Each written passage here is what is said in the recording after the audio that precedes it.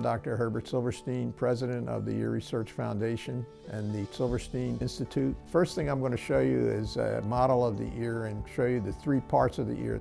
So we have the outer ear, the pinna, and we have the ear canal here. Most commonly gets plugged up with wax. We now have the middle ear here. The eardrum is missing here, but the little bones of hearing are in this area here.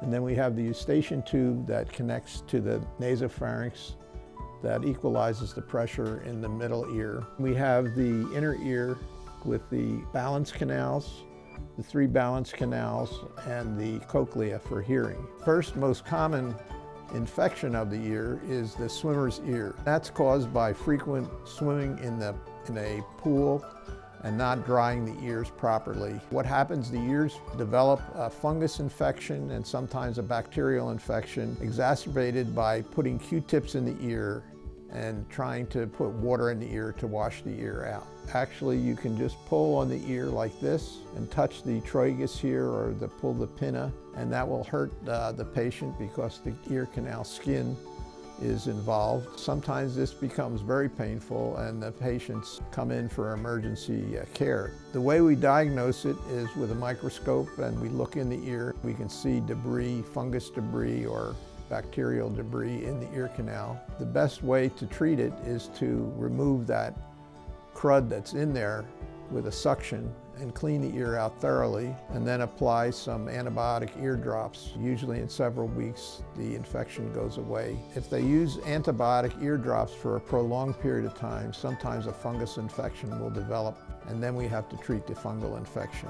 So how do we prevent the swimmer's ear? We try to keep the ears dry. Keeping wax from reaccumulating in the ear is important, and I developed a solution of alcohol and aloe that we squirt in the ear twice a week in the shower. Discourages wax from forming.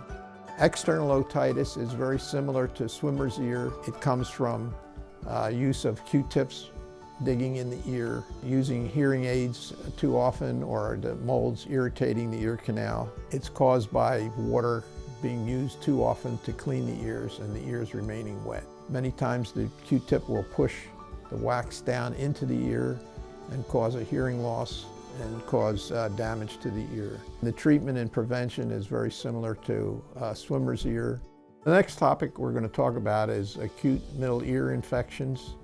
And these infections usually occur from a sinus infection or an upper respiratory infection. The infection starts in the nose or the sinus, and it travels up the eustachian tube and it goes into the middle ear. When it does, the ear fills up with pus and the ear becomes very painful. And the way you can tell just by examining yourself that if you pull the ear and touch here, it doesn't hurt, but it still have a lot of pain in the ear, and that's because the pus is causing pressure. So when the doctor looks into the ear, he sees a red eardrum, he sees a bulging of the eardrum, and he can see the pus behind the eardrum. It's usually treated for 10 days to 2 weeks with oral antibiotics, and that usually takes care of the problem.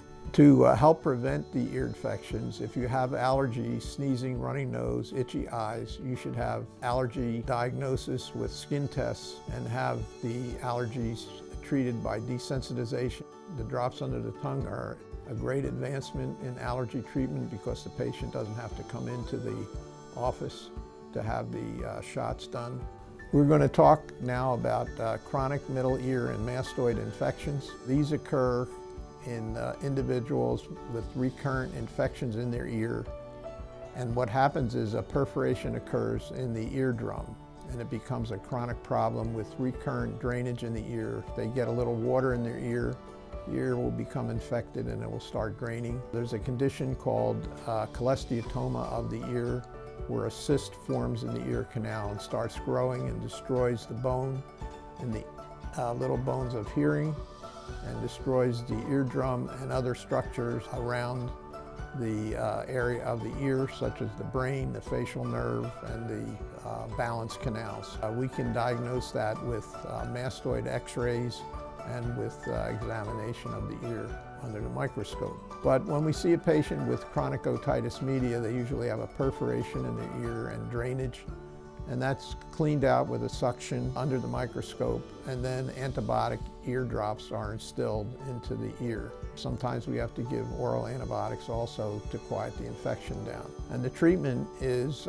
surgical to repair the eardrum or to remove the cholesteatoma or the cyst. When the eardrum is destroyed and the little bones of the ear are destroyed, we can replace those with prostheses and with tissue to repair the hole in the eardrum.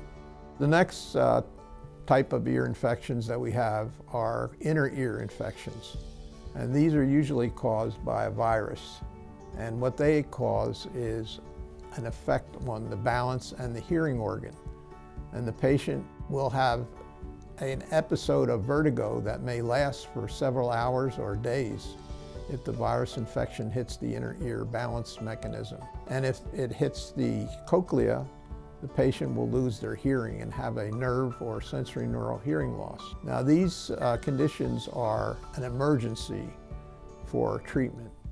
Once we see somebody with sudden deafness and losing their hearing from a viral infection, the treatment is high doses of steroids by mouth and also putting the steroids into the ear using a microwick that I invented about 20 years ago that allows the patient to put drops in their ear, steroid drops in their ear, and the drops go through the wick in the eardrum, and they can treat the deafness for a month with the steroid drops.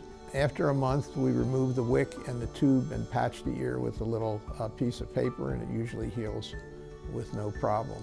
If we're lucky and we treat the patient early, we have the best chance of restoring some hearing that has been lost.